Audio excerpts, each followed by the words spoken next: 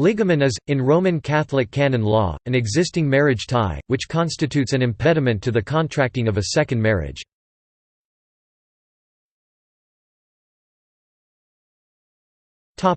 Description.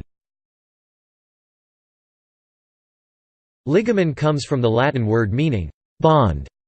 The existence of a previous valid marriage at the moment of contracting a second entails of itself the invalidity of the latter. If one of the parties of a divorced couple, the petitioner, then wishes to enter into a sacramental marriage with a third party and can show that her former spouse, the respondent, had been previously married, that the spouse in the previous marriage, the co-respondent, was alive at the time of the second marriage, and that the Church had not declared the first marriage null, respondent's first marriage is presumed valid.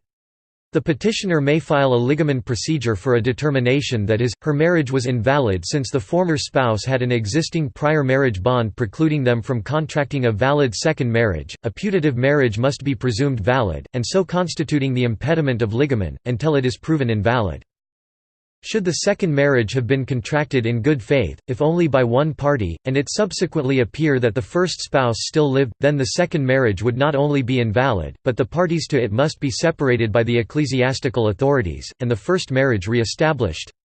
However, the second and invalid marriage would enjoy the advantage of being putative marriage.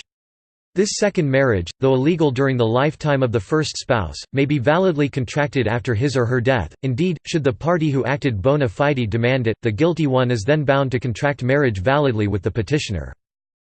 Since monogamy and the indissolubility of marriage are founded on the natural law, this impediment of ligamen is binding also on non-Catholics and on the unbaptized.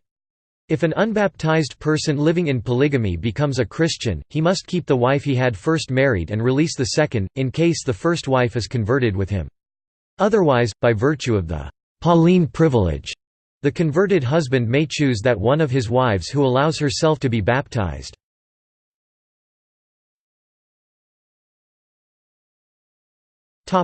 See also: Bigamy.